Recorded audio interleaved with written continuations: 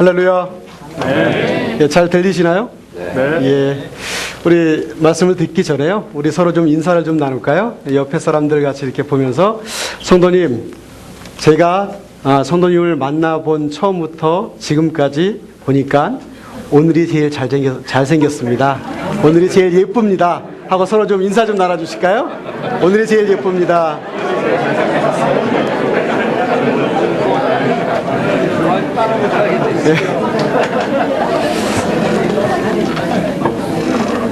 예, 제가 봐도 제가 루이비를 두 번째인데 많은 사람들을 만나지 않았지만 우리 한마음 침례교회 성도님들만큼 멋있고 예쁜 사람을 제가 만나본 적이 없습니다. 또 성가대 오늘 보니까 제가 처음 봤는데 성가대를 미모순으로 뽑나요? 예, 너무나 아름답고 멋진 분들이 멋진 찬양을 해주셔서 너무나 감사를 드립니다. 오늘 이제 말씀을 전하게 된 안영철 목사고요. 뭐 저기에 나와 여러분들 보셨다시피 제가 자랑할 것이 아무것도 없는 그런 사람입니다. 단지 하나님을 사랑하고 하나님의 사역이 너무 좋아서 하나님의 사역을 하고 있는 사람입니다. 그래서 부족하지만 여러분들께서 저를 초청해 주셔서 하나님의 말씀을 나눌 수 있도록 자리를 마련해 주셔서 너무너무 정말 마음을 다해 감사를 드립니다.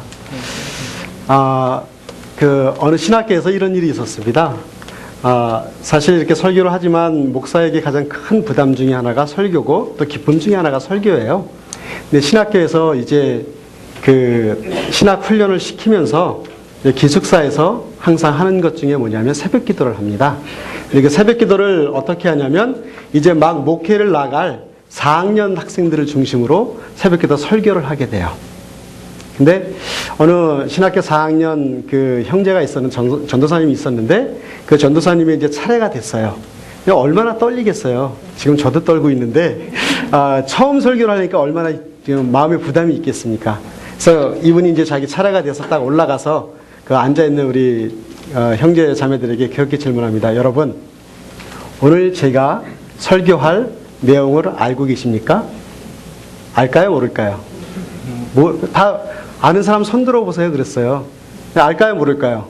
당연히 모르죠. 그랬더니 이 전사님이 하는 얘기가 여러분들이 그걸 모르고 있기 때문에 제가 설교할 수 없습니다를 그냥 내려가 버렸어요. 영이 안 통한다 이거죠. 예. 그리고 나서 또 시간이 흐르면서 또 그 전사님이 순서가 됐어요.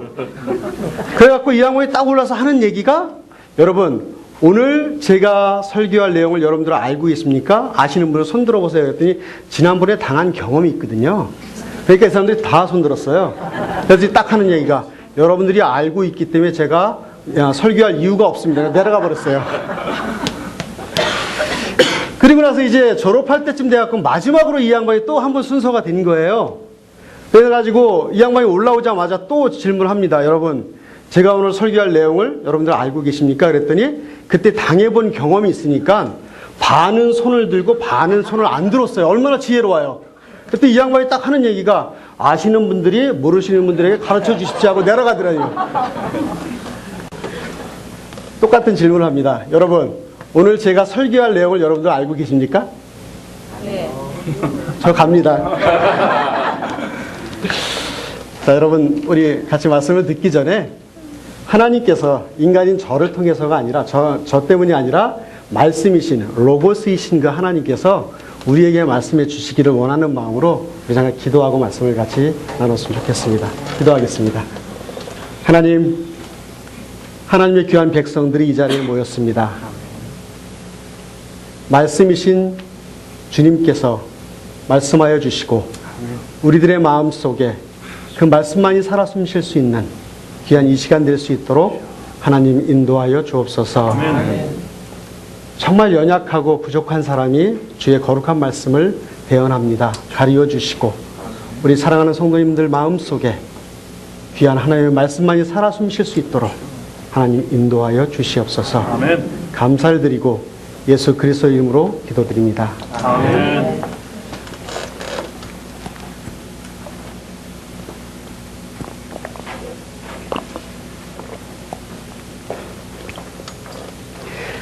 그동안 과정들을 통해서 많이 힘드셨죠? 물론 이제 저도 힘들지만 여러분들이 더 힘드셨으리라 생각이 되어집니다. 이제 막바지로 온 것 같은데 참 여러분들 축복하고요. 정말 하나님께서 원하시는 귀한 하나님의 종이 이 교회 가운데 세워지기를 주의 이름으로 축원합니다.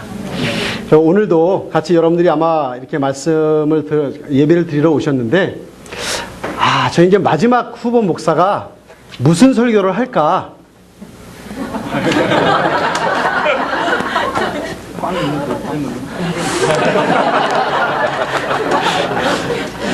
가뜩이나 긴장하는데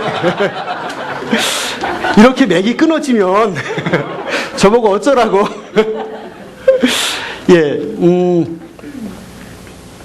이제 마지막 후보자가 와서 설교를 하는데 저 사람 얼마나 잘하나 보자. 어디 한번 좀 해보십시오. 라고 하는 그런 마음으로 여러분들 앉아있기보다는요, 지금 이 순간에는 지나가면 우리 평생에 한 번밖에 없는 시간입니다. 또 이 예배 시간도 한 번밖에 없는 시간이에요. 그리고 하나님 앞에 드리는 이 귀한 시간도 우리 인생에 있어서 다시 돌아오질 않습니다. 그래서 그런 마음을 내려놓고 철저하게 저도 그렇고 여러분들도 그렇고 하나님을 찬양하고 하나님의 말씀을 기대하며 또 한 번 내 인생에 있어서 의미 있게 드리는 그런 예배가 되기를 이 시간을 축복합니다. 코리 텐붐이라고 하는 여사를 여러분들이 혹시 기억하실지 모르겠습니다. 유대인이고요. 많은 그 저작들을 남겼던 분인데, 이 여사가 쓴 책 중에 피난처라고 하는 책에 이런 이야기가 소개되어져 있습니다. 이제 그와 그녀의 언니 베시가 라벤스부르크라는 나치의 수용소에 갇히게 되었습니다. 그것은요, 그동안 그들이 거쳐간 많은 수용소들 중에 가장 열악한 곳이었어요.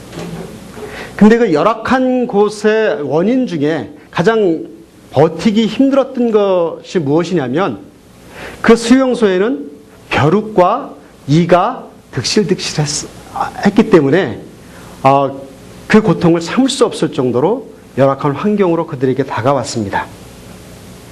그래서 그곳에 처음 들어간 첫날 그들은 늘 그래왔듯이 본인들이 몰래 숨겨놓았던 성경을 읽었습니다. 그래서 그날따라 말씀이 어디였냐면 데살로니가 전서 5장이었습니다. 거기에는 항상 기뻐하라, 쉬지 말고 기도하라, 범사에 감사하라 라고 하는 말씀이 기록되어져 있었습니다. 그래서 언니 베시는 그 말씀대로 열악한 환경에 대해서 감사의 기도를 드리자고 코리 텐붐 여사 동생에게 이야기했습니다. 그런데 코리는 한마디로 그렇게 할 수 없다고 거절했습니다. 그 이유는 이렇게 이와 벼룩이 득실되는 이 환경 속에서 내가 어떻게 감사할 수 있냐는 얘기입니다. 그래서 그러한 상황 속에서 나는 감사할 수 없다라고 이야기를 했어요. 그랬더니 언니 베시가 하는 이야기가 이렇습니다. 코리, 하나님의 사랑이 미치지 못할 만큼 깊은 수렁은 없는 거야. 그렇기 때문에 우리는 감사해야 되는 거야. 라는 마음으로, 그런 말로 그를 위로하고 함께 감사의 기도를 드렸습니다. 그리고 몇 달을 지냈습니다. 그런데 몇 달을 지내다 보니까 이상한 일이 발생을 했어요. 왜 그러냐면 이제 그 코리 텐붐 여사와 베시가 가는 곳마다 사람들을 모아서 기도하고 또 함께 하나님 앞에 예배하고 하는 그러한 그 비밀스러운 일을 할 때마다 항상 그를 지키는 사람들이 있었기 때문에 항상 어려움이 있었어요. 근데 이곳에서는 그렇게 기도하고 예배하는데 간수들이 그곳에 얼씬거리지도 않았어요. 그래서 몇 달이 지나가고 난 다음에 그 이유를 알게 됐습니다. 그 이유가 무엇이었냐면 그곳에 벼룩과 이가 득실되니까 이 간수들조차도 그곳에 오면 이가 옮겨져서 어려움이 있으니까 그곳에 오지 않았다고 하는 거예요.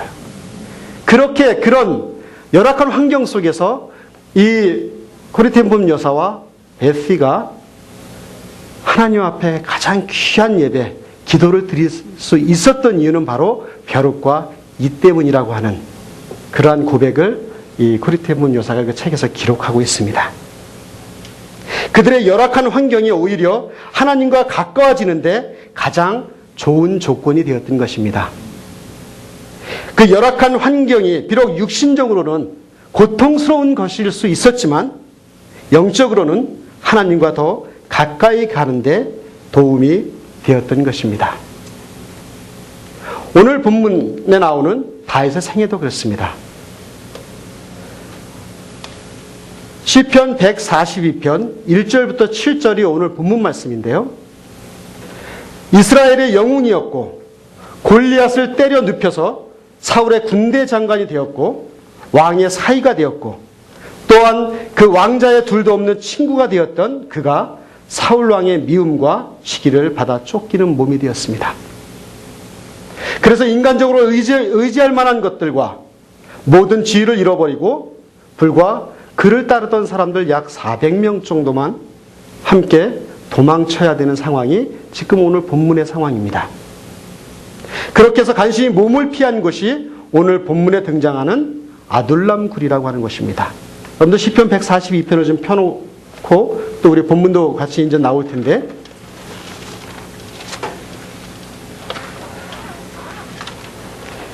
시편 142편 1절에서 7절을 같이 좀 보고 그리고 말씀을 더 이어갔으면 좋겠습니다. 같이 한번 읽을까요? 시작. 내가 소리내어 여호와께 부르짖으며 소리내어 여호와께 간구하는도다. 내가 내 원통함을 그의 앞에 토로하며 내 의안을 그의 앞에 진술하는도다. 내 영이 내 속에서 상할 때에도 주께서 내 길을 아셨나이다. 내가 가는 길에 그들이 나를 잡으려고 올무를 숨겼나이다. 오른쪽을 살펴보소서. 나를 아는 이도 없고 나의 피난처도 없고 내 영혼을 돌보는 이도 없나이다. 여호와여, 내가 주께 부르짖어 말하기를 주는 나의 피난처시여 살아있는 사람들의 땅에서 나의 분깃이라 하였나이다. 나의 부르짖음을 들으소서. 나는 심히 비천하니이다. 나를 핍박하는 자들에게서 나를 건지소서. 그들은 나보다 강하니이다. 내 영혼을 옥에서 끌어내사 주의 이름을 감사케 하소서. 주께서 나에게 갚아주시리니 의인들이 나를 두르리이다. 아멘. 이 본문의 배경은 살펴보면 사무엘상 22장 쪽으로 넘어갑니다. 그래서 사무엘상 22장 1절에 보면 그러므로 다윗이 그곳을 떠나 아둘람 굴로 도망하매라고 하면서 22장의 그 아둘람 굴에 있었던 그 사건들이 쭉 기록되고 있습니다. 그래서 최근 이 성서 고고학자들이 그것을 탐사하던 중에 아둘람 성의 한 산 중턱에서 약 400명 정도가 살기에 충분한 동굴을 하나 발견했는데 그곳이 바로 오늘 본문의 배경이 되는 다윗이 있었던 굴이라고 추측을 하고 있습니다. 여러분들 동굴 하면 어떤 느낌이 드세요? 어떤 그림이 그려지세요? 동굴은요, 옛날이나 지금이나 사실 사람이 살기에 참 부족한 곳입니다. 살 수가 없는 곳이죠. 거기는 공기도 잘 통하지 않고요. 빛도 없고요. 먹을 것과 마실 것은 물론 화장실 문제도 해결이 어려운 곳입니다. 아주 열악한 곳이죠.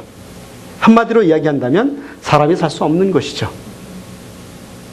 그러나 다윗은 그곳에 숨어 자기의 생명을 보존할 수밖에 없는 상황에 처하게 됐던 것입니다. 궁에 거하며 많은 것을 누렸고 정말 다윗의 이전에 경험했던 그 환경에 비하면 너무나 대조적인 환경 아닙니까? 왕실에서 좋은 음식과 따뜻한 잠을 자며 많은 사람들의 추앙을 받아가며 그렇게 살던 다윗이 이제는 전세가 역전이 돼서 어두침침한 동굴에 갇히게 되었습니다. 그리고 그 동굴의 조건만 그런 것이 아니라 밖에는 어때요? 자기를 떴던 사울왕의 군사들이 자기를 찾으려고 혈안이 돼서 돌아다니고 있었던 그런 상황입니다. 사랑하는 여러분, 현대를 사는 우리들은 좀 어떻습니까? 물론 이 다윗처럼 동굴 생활에 갇혀있지는 않는다 해도 혹시 우리의 상황이나 우리의 처지가 말할 수 없이 낮아져 있거나 또는 필요한 모든 것이 다 꽉 막혀 버려 있어서 옴짝달싹도 못하고 있거나 아니면 아무도 만날 수 없는 누구에게도 이야기할 수 없는 외로운 처지에 그런 동굴에 갇혀 있지는 않은지요? 여러분들의 삶은 지금 어떻습니까? 사실 지금 제가 그렇습니다. 왜요? 여러분들이 이렇게 가만히 보니까 어떻게 설교하나 보자고 이렇게 지난 금요일부터 아주 저를 못 살게 구시더니 이 마지막 순간까지 딱 지금 인상들이 다 굳어 있으세요. 이 상황에서 저를 잡아먹을 것 같이 어떻게 하나 보자라고 저를 이렇게 뚫어지게 쳐다보는데 제 마음이 지금 두근두근 거려서 이 다윗과 같이 동굴에 갇혀 있는 것 같아요. 제가 아둘랑굴에 있어요. 여러분, 절 좀 살려주세요. 혹시 우리의 인생이 지금 그런 인생을 혹시 살아가고 있으신 분은 없으십니까? 이 시편 142편이 시작하는 앞부분에 보면은요, 어떤 설명이 되어 있냐면, 다윗이 굴에 있을 때에 지은 마스길, 곧 기도라고 하는 그 설명이 앞에 부분에 1절이 시작하기 전에 제목으로 붙어 있습니다. 이 마스길이라고 하는 이 뜻은 뭐냐면요, 교훈시, 다시 말해서 읽는 사람들에게 교훈을 주기 위해 쓴 시다. 그래서 다윗이 동굴에 들어가서 지은 시가 우리에게 교훈을 주는 시라고 하는 것입니다. 그렇다면 오늘 이 다윗의 시를 읽으면서 현대를 사는 우리들이, 그 동굴 속에 갇혀 있는 우리들이 어떤 교훈을 받을 수 있을까요? 참고적으로 이 본문은 제가 정한 게 아닙니다. 여러분들이 정해서 저한테 주실 말씀인데 참 저에게 참 은혜가 되는, 일주일 내내 이 말씀을 읽고 묵상하고 하면서 설교 준비를 하면서 참 귀한 은혜를 받았던 귀한 시입니다. 참 고맙습니다. 좋은 말씀을 주셔서. 자, 이 시를 읽으면서 우리는 어떤 교훈을 좀 얻을 수 있을까요? 첫 번째요. 동굴은요, 우리에게 기도보다 더 중요한 것은 없다라고 하는 것을 우리에게 가르쳐주고 있습니다. 우리의 인생에 있어서 기도보다 중요한 그 어떤 것은 없다라고 이 시를 통해서 우리에게 교훈하고 있습니다. 1절과 2절을 보겠습니다. 같이 읽을까요? 시작. 내가 소리내어 여호와께 부르짖으며 소리내어 여호와께 간구하는도다. 2절이요. 내가 내 원통함을 그 앞에 두며 내 원을 그 앞에 집중하노다. 예, 다윗이 소리를 내어 부르짖고 여호와께 기도하는 모습이 1절, 2절에 등장합니다. 그의 마음을 쏟아놓고요, 간절히 간구하는 모습이 여기에서 보이지 않으세요? 온통 사방에 적들이 에워싸 있고 동굴 속에 갇혀있던 이 상황 속에서 다윗이 선택한 건 간절한 기도였습니다. 1절에 보면 소리내어라고 하는 단어가 있는데 그것은 히브리어로 콜이라고 하는 그런 의미가 있는데 두 번씩이나 반복이 되어져 있어요. 이 의미는 무엇이냐면 열정적으로 내 오장육부가 뒤집어질 정도로 간절하게 기도한다, 그런 의미가 있습니다. 그리고 2절에 보면 토하며 진술하는도다 라고 하는 그런 그 단어가 있습니다. 이 토한다는 말뜻은 히브리어의 샤파크라고 하는 그러한 뜻인데 이것은 붓다, 쏟아내다 라고 하는 의미가 있어요. 다시 말해서 이것을 정리를 한다면 다윗의 기도는요, 열정적으로 부르짖고 내가 가지고 있는 그 모든 것들을 하나님 앞에 쏟아낸다고 하는 것이에요. 그것이 동굴에서 드리는 기도라고 하는 것이죠. 물론 그가 아버지의 양을 돌아보면서 아마 기도를 했을 겁니다. 그렇죠? 그런데 이렇게까지 간절한 기도를 드린 적은 아마 없을 것입니다. 그러나 그가 동굴 속에 들어가 보니 정말 아무것도 할 수 없는 처지가 되고 보니 또 아무도 자신을 알아주지 못하는 막막한 처지에 놓여지게 되고 보니 비로소 간절한 기도가 나오기 시작하는 것입니다. 기도가 그냥 기도가 아닙니다. 부르짖는 기도입니다. 간절한 기도입니다. 내 오장육부를 드러내는 그러한 간절함 속에 드리는 그 기도를 비로소 이 다윗은 동굴 속에 갇혀서 그것을 배우게 되었습니다. 우리는요, 사실 다 그리스도인들이고 교회를 다니시는 분들이기 때문에 기도가 중요하다는 사실을 잘 알고 있어요. 그렇죠? 기도가 중요하신가요? 네. 별로 안 중요하신가요? 저에겐 중요합니다. 그러나 가만히 보면 평상시에 그렇게 중요하다고 이야기하면서 그렇게 기도하는 사람들은 많이 없어요. 저부터가요. 그렇게 중요하다고 이야기하면서 평상시에 기도를 잘 안 하는 나쁜 습관 들린 목회자가 접니다. 왜 그럴까요? 왜 그렇게 중요하다고 생각하면서 우리는 왜 기도하지 않을까요? 한마디로 이야기하면요, 지금 내가 살만하기 때문에 그래요. 그렇지 않나요? 좀 내가 살만하니까 좀 기도 안 하지 않나요? 우리의 나쁜 습관 중에 하나는요, 상황이 급해야 간절한 기도를 해요. 형편이 몹시 어려워져야 기도가 간절해진다고 하는 사실이에요. 안 그런가요, 여기 분들은? 저만 그런가요? 1968년에 미국 뉴욕으로 향하던 한 비행기에서 있었던 일입니다. 문제가 발생했어요. 그 문제는 무엇이냐면, 이제 출발지를 출발해서 한참 날아가다가 이제 뉴욕을 이제 다 와서 뉴욕 공항에 내려야 되는데, 내리려면 비행기가 강하를 하면서 랜딩 기어를 내리죠. 랜딩 기어가 뭔지 아시죠? 이제 바퀴가 나와서 이제 내려 앉아야 되는데 그 랜딩 기어가 작동하지 않는 것입니다. 몇 번이고 시도를 해봤지만 되지 않았어요. 그래서 이제 공중을 빙빙 돌다가 마침내 관자탑에 보고를 하고 난 다음에 비상 착륙을 시도할 수밖에 없는 상황이 발생되어졌습니다. 그래서 비행장에서는 이제 비상이 걸렸죠. 그래서 만반의 준비를 다하고 착륙하라는 지시가 떨어졌습니다. 그래서 비행기 안에서도 승무원들이 이제 바삐 움직입니다. 비상 상황이기 때문에. 기장의 기내 방송이 들립니다. 여러분, 우리는 이제 비상 착륙을 시도해야 됩니다. 안전벨트를 꼭 매주시고요. 모두 다 머리를 무릎 사이에 집어넣으시고, 그리고 비행기가 땅에 닿는 순간에 발목을 굳게 잡아주십시오. 그래서 모두들 두려움에 사로잡혀요. 어떤 사람은 울기도 하고요. 울부짖기도 하고, 어떤 이는 소리를 지르기도 합니다. 그러다가 마지막으로 기장이 또 이런 방송을 합니다. 이제 우리는 마지막 강화를 합니다.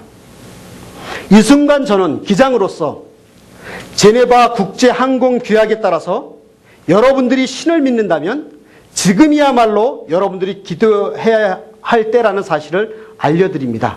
기도해 주십시오. 라고 이야기를 했습니다. 그래서 이 말을 들은 많은 사람들이 제각기 자기들이 믿는 신에게 간절히 기도합니다. 물론 기독교인들은 하나님께 기도했겠죠. 그래서 불행 중 다행으로 그 비행기는 잘 연착륙해서 도달하게 됐습니다. 아무도 다친 사람이 없이, 또 기체에도 큰 손상이 없이 무사히 착륙을 했습니다.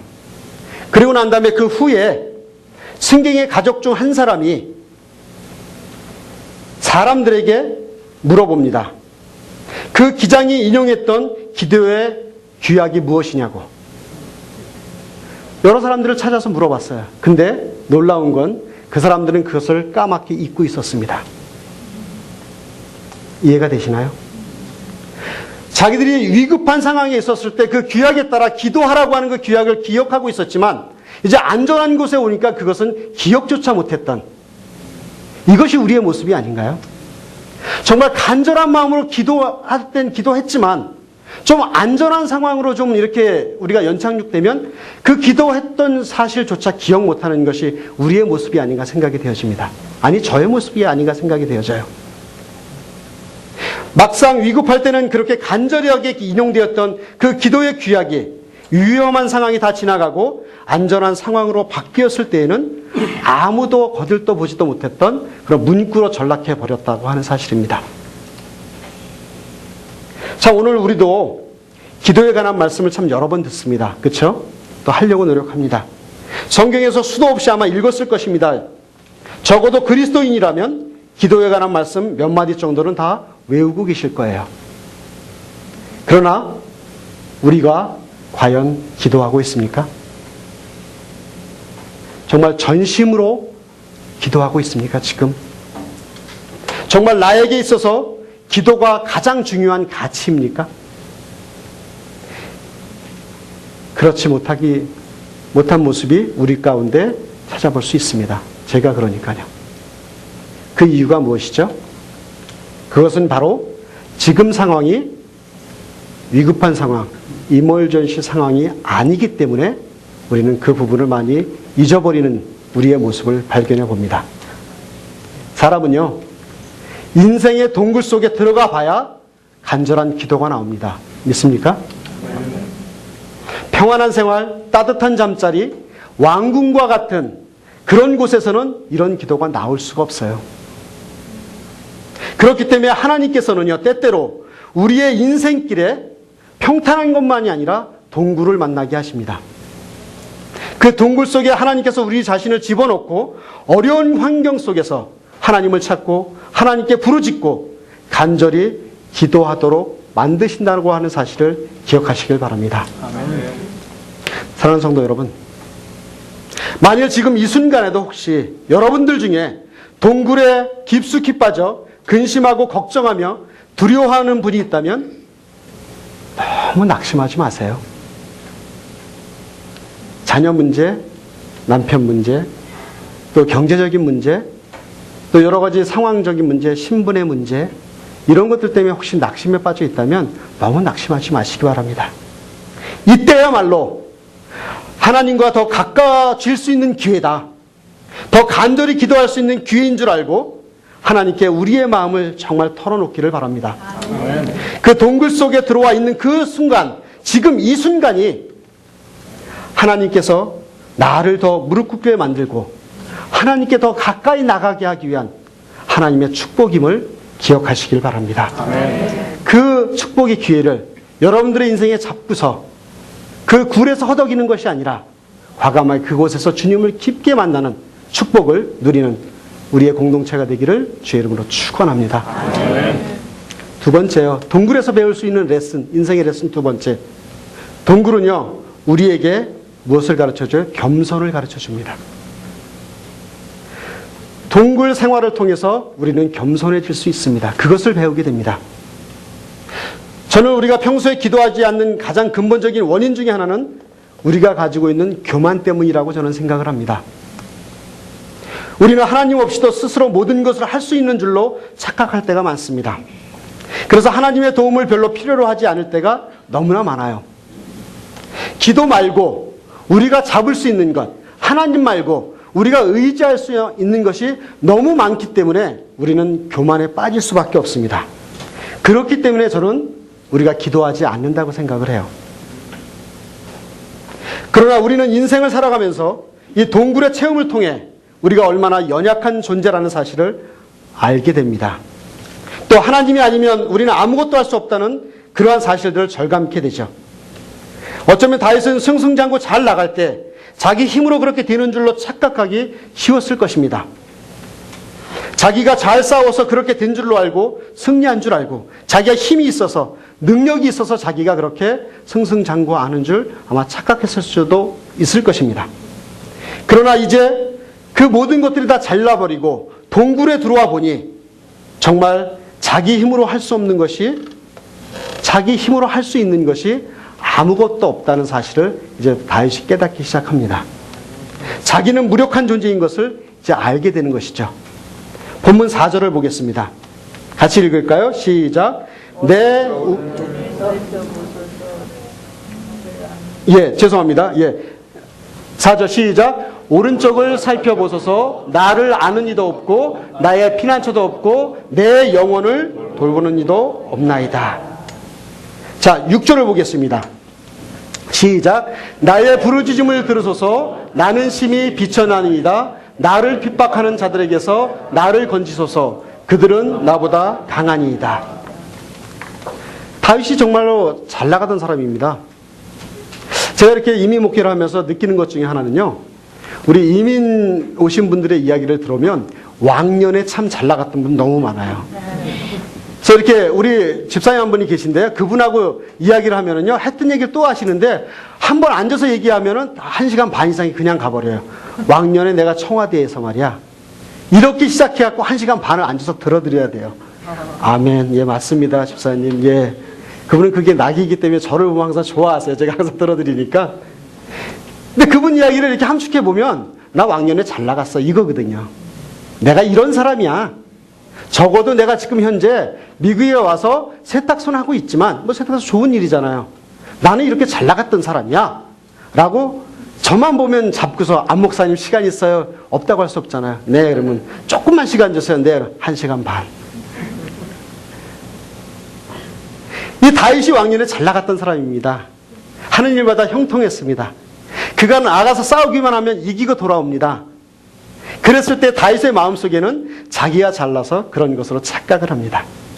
자신이 지혜롭고 힘이 세서 전쟁에서 이기는 것으로 착각을 합니다.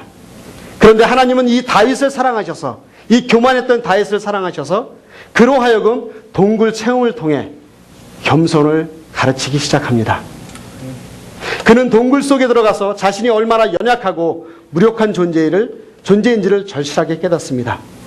어디를 봐도요, 오늘 본문과 같이 자신을 도와줄 사람도 없고 자신을 알아줄 사람도 없고 비천에 처한 그러한 상황을 깨닫게 됩니다. 비참한 자신을 발견하게 됩니다. 자신의 힘으로 극복할 수 없는, 능력이 없는 자가 되어버린 것이 바로 이 다윗의 모습입니다. 이것을 철저히 깨닫는 다윗은 자기 자신을 제대로 이제 보기 시작합니다. 그렇기 때문에 다윗이 나중에 왕이 된 후에도 자기는 아무것도 아니고 오직 하나님만을 찬양하는 예배자로 설 수 있었다고 저는 생각을 합니다. 자신이 왕이 된 것이 하나님의 은혜인 줄 알게 되고 그것을 깨닫게 하기 위해 하나님은 다윗으로 하여금 동굴 속에 몰아넣고 동굴 체험을 하게끔 만들어 놓으셨습니다. 우리 인간이 갖고 있는 가장 고질적인 문제는 교만입니다. 교만이라고 하는 것은요, 하나님 없이도 잘할 수 있다는 생각입니다. 사람들이 이렇게 전도를 하다 보면, 이렇게 복음을 전하면 복음을 받아들이지 않는 이유가 한 가지가 있어요. 그것은 뭐냐면 하나님의 은혜 아니고도, 하나님 없이도 나는 잘 살 수 있다는 거예요. 또 지금까지 잘 살아왔다는 것이에요. 그것이 교만이죠. 이 세상에서 자기의 힘으로 구원받을 수 있는 사람은 아무도 없습니다. 성경에 의인은 없나니 하나도 없다라고 반드시 기록하고 있잖아요.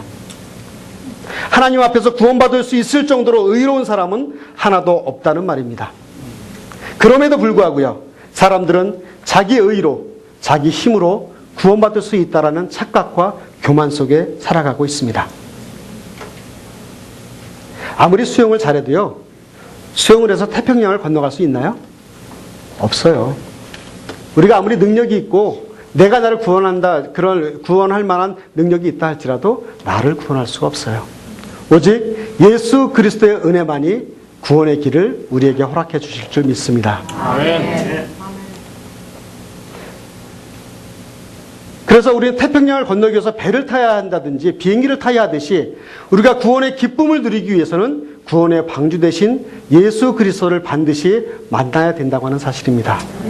사랑하는 여러분, 꼭 여러분들 중에 혹시 예수 그리스도를 마음속에 영접하지 못한 분이 있다면 지금 이 순간에 주님을 만나는 축복이 있기를 주의 이름으로 축원합니다. 아멘.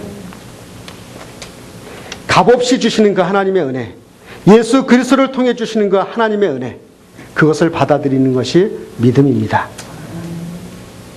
여러분, 혹시 이 자리에요, 좋은 환경에서 아무 걱정 없이 순탄하게만 지내오신 분이 혹시 있으시다면 제가 높아심에서요, 가장 빠지기 쉬운 함정이 바로 내가 잘나서 나의 능력으로 그럴 만한 자격이 있다고 착각을 하는 것입니다.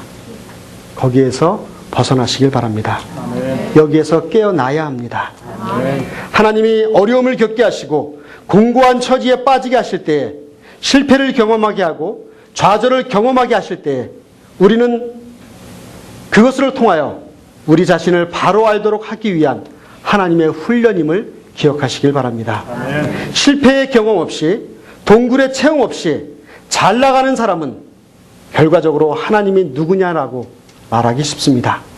그래서 하나님은 때때로 우리를 낮추시는 훈련을 하십니다. 동굴과 같은 어려운 여건과 열악한 환경 속에 빠뜨려뜨려서 그곳에서 나 자신을 바라볼 수 있도록, 또 나를 온전히 알아갈 수 있도록 나의 교만을 꺾으시고 그러한 시각을 열어주시는 줄 믿습니다. 하나님은 교만한 자를 물리치시고 겸손한 자에게 은혜를 베푸신다고 하셨습니다. 중요한 것은요, 지금 내 환경이 어떠냐 하는 것이 아니라 지금 내 자신을 하나님께서 어떻게 보고 계신가, 내가 얼마나 겸손해져 있느냐 하는 것이 우리 인생의 문제입니다. 아멘. 다윗이 동굴에서 바로 이러한 인생의 레슨을 배웠던 것입니다. 마지막으로요, 다윗이 아둘람 굴에 들어가서 배운 인생의 레슨 세 번째가 있습니다. 그것은 뭐냐면 동굴은요, 우리에게 감사를 가르쳐 줍니다. 무엇을 가르쳐 준다고요? 감사. 7절을 보겠습니다. 같이 읽을까요? 시작. 내 영혼을 옥에서 이끌어내사 주의 이름을 감사케 하소서. 주께서 나를 후대하시리니 의인이 나를 부르리이다. 다윗은요 이렇게 기도합니다. 만일 하나님 이 동굴에서 나갈 수 있게 도와주신다면 제가 진정으로 하나님 앞에 감사하겠습니다. 우리는 우리가 가진 것을 모두 다 당연한 것으로 생각하고 또한 그것뿐만이 아니라 거기에 만족하지 않고 항상 그 이상의 것을 바라는 그러한 나쁜 습성이 있습니다.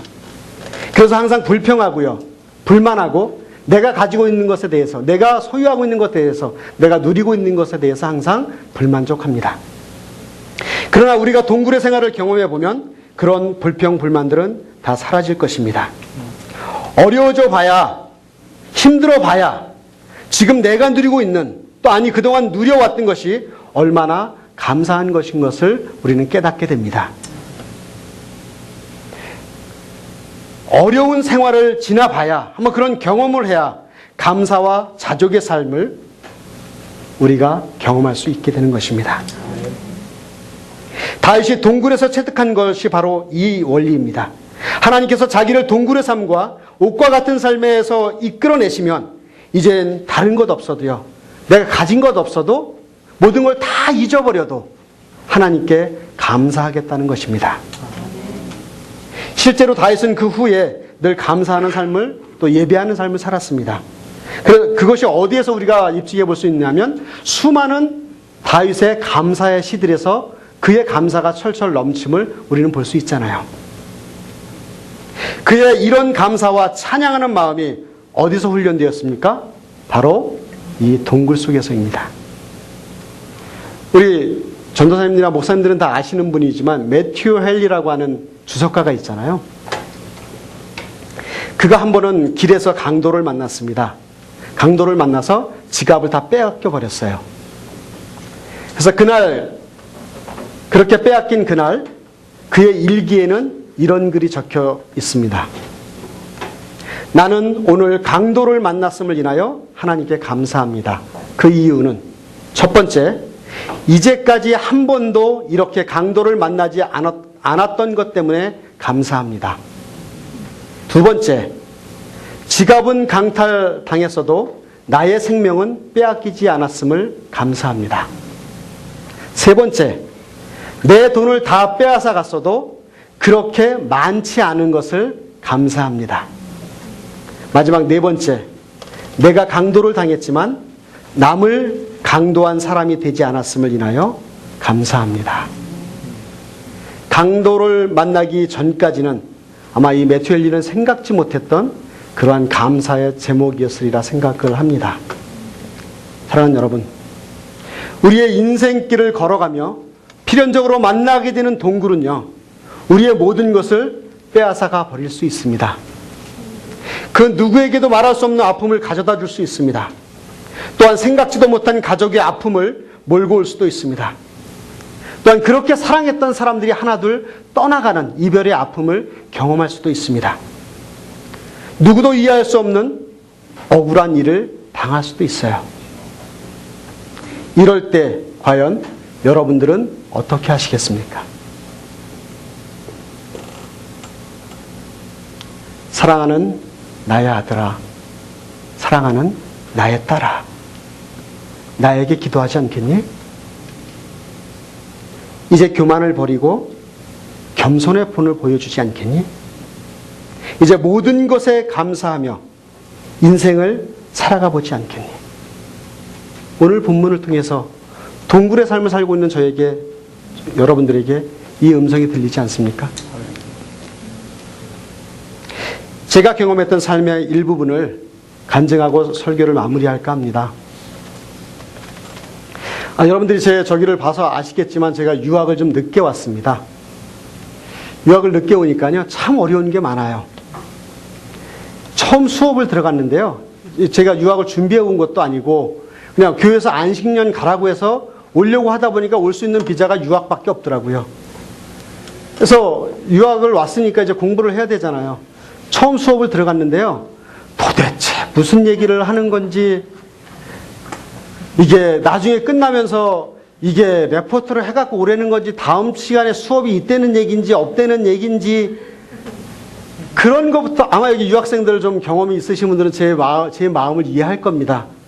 제 시험을 보러, 우리 같은 저기 공부하는 분하고 같이 시험을 보러 가는데 사람들이 하나도, 수업을 들어가는데 사람들이 하나도 안 왔어요. 그래서 왜 안 왔나 나중에 물어보니까 그 전 시간에 교수가 이번 주에 수업이 없다 그랬대요. 얼마나 답답하겠습니까? 정말 그 답답함은 아마 여러분들도 이해하실 겁니다. 근데 그것뿐만이 아니라 이제 와서 생활하다 보니까 다른 것보다 제가 유복한 가정에서 태어난 그런 조건을 가진 사람이 아니기 때문에 시간이 흐르면서 경제적인 어려움이 있잖아요. 그래서 어쩔 수 없이 아르바이트를 시작합니다. 사실 이것은 저만 알고 있는 그러한 간증인데 저희 아내에게도 얘기를 하질 않았어요. 왜냐하면 이제 그 어려운 상황이 조금은 접하게 되니까 아내랑 저랑 아르바이트를 시작했습니다. 그래도 제가요, 린츠버그에서요, 식당 업계를 쓸었던 사람입니다. 또 제가요, 적어도 화장품 업계를 쓸었던 사람이에요. 무슨 얘기인지 아세요?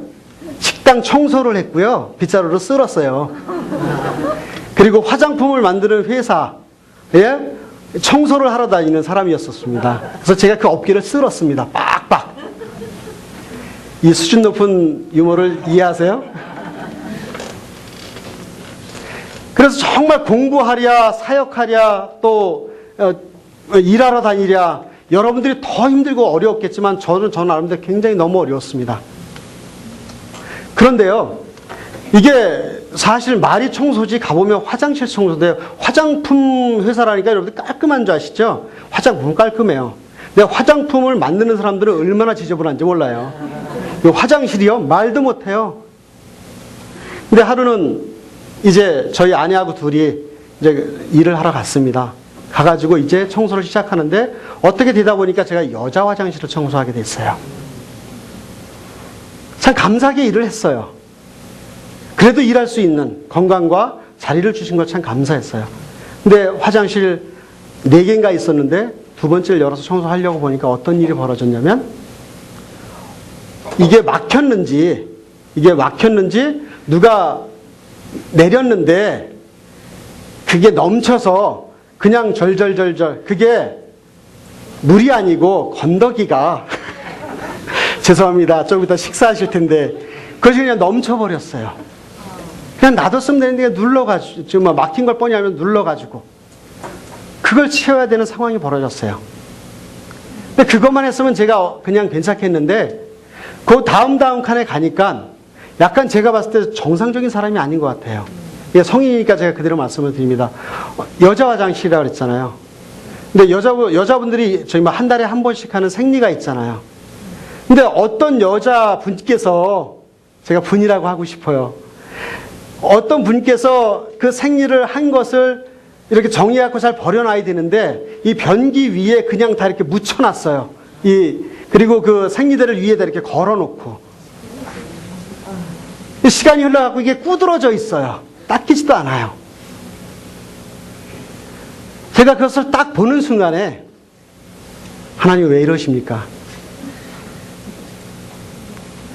그래, 저도 한국에서 잘 나갔던 사람인데 그래도 좋은 교회에서 또 존경받아가며 우리 성도들과 참 잘 살았던 사람인데 하나님 왜 이곳까지 보내셔서 왜 이러십니까? 제가 하늘을 향해서 삿대질하며 펑펑 울며 그 변기를 잡고 울면서 기도했어요. 하나님 도대체 왜 이러세요? 제가 뭘 잘못했는데요? 좀 더 목회를 잘해보고자 이 늦은 나이에 본토 친척 아비집을 떠나 이곳까지 와서 그냥 공부만 하는 게 아니라 그냥 다른 사람들에게 손벌리기 싫어서, 교회에 손벌리기 싫어서 아내와 제가 이렇게 일하는데, 이렇게 열심히 살고 있는데 하나님 도대체 왜 이러세요? 정말 인생의 밑바닥을 가는, 여러분들은 더 많은 어려움들이 있었겠지만 저는 그때 당시에 이게 내 인생의 밑바닥이구나. 그래서 그것을 닦습니다. 정말 눈물이 나면서. 그리고 웁니다. 입을 틀어막고 울어요. 입을 틀어막고. 왜요? 이 모습을 저희 아내가 보면 뒤집어질 일이잖아요. 그냥 내 마음속에 나만 하자. 입을 틀어막고 울면서 닦아냅니다. 그러면서 제가 그 안에서 제가 느끼는 건 겸손을 배웠습니다. 하나님 앞에 그 처절한 기도를 드리면서 그래도 내 아들아, 이것이 인생을 살아가는 겸손을 배울 수 있는 좋은 기회야. 그래도 내가 이만큼 배운 사람인데, 잘 나가던 사람인데 이것을 버려버리고 결과적으로 그 변기를 닦아내는 그러한 사람으로 내가 전락해 있지만 그 속에서 제가 겸손을 배웠습니다. 그리고 또 한 가지는요, 감사를 배웠어요. 왜 감사하냐면요, 그것을 통해서 우리 성도님들의 아픔을 배우게 되었어요. 그것은 뭐냐면 정말 우리 성도님들이 한 푼 두 푼 교회에 헌금하는 그 헌금이요, 제가 이렇게 인생의 밑바닥이라고 경험하는 그런 일들을 경험하면서 한 푼 두 푼 모아서 11조 하시고요, 한 푼 두 푼 모아서 주일헌금 하시고 성경헌금 하신다고 하니까 이민 오셔서 그 고생하면서 번 돈을 가지고 교회를 위해서 사역을 위해서 헌금한다는 사실을 제가 이렇게 느껴지면서 우리 성도님들에게 얼마나 감사한지 모르겠어요. 너무나 감사했어요. 그래서 그분들을 가서 만나서 손을 잡고서 아무 이유 없이 집사님 너무나 고마워요. 집사님 너무나 감사해요. 그분들은 영문이 왜 그런지 몰라요. 그분들은. 제가 제 인생의 동굴, 그 아둘람 굴을 제가 경험을 하면서 처절한 하나님 앞에 드리는 기도의 그 간절함을 제가 배웠고요. 또 그 기도뿐만이 아니라 그 안에서 나는 아무것도 아니다. 내가 경험한 것, 내가 가졌던 것, 내가 이전에 뭐 했는 것, 뭐가 중요한가. 지금 내가 이걸 닦고 있는 사람인데 거기서 제가 겸손함을 배웠습니다. 그리고 마지막으로요, 그것을 통해서 나의 주변에 있는 분들, 나를 위해서 베풀어 주셨던 그 성도님들의 그 마음들, 이것을 제가 경험하면서 정말 얼마나 감사한지 몰랐어요. 제가 인생을 살아오면서 얼마 살진 않았지만 그 과정을 통해서 바로 이 시편 142편의 다윗의 마음을 제가 배웠습니다. 그 후로 제가 사역을 하면서 어떤 상황에 처하든지 간에 제가 먼저 하나님 앞에 처절한 기도를 합니다. 그리고 그 속에서 겸손해지려고 노력을 해요. 겸손은 노력한다고 되는 건 아니지만 하나님께서 그렇게 주세요. 저는 아무것도 아닙니다. 저는 제가 말로 그렇게 이야기하지만 정말 그냥 허튼 소리가 아니라 정말 저는 아무것도 아니에요. 쓸만한 것이 아무것도 없고 잘하는 것이 아무것도 없는 사람이에요. 그러나 하나님의 은혜로 살아가는 것에 대해서 제가 얼마나 감사하게 살아가는지 모르겠습니다. 사랑하는 여러분, 제가 그런 과정을 통해서 성도들의 아픔을 배우게 됐고요, 기도의 큰 능력을 발견하게 되었고, 또한 겸손을 배우게 되었습니다.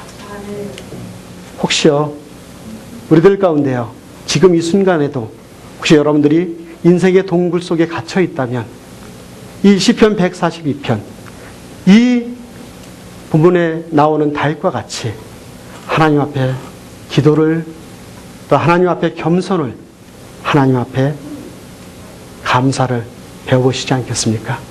그것이 이 시편 142편을 통해서 우리에게 주는 하나님의 인생의 레슨입니다.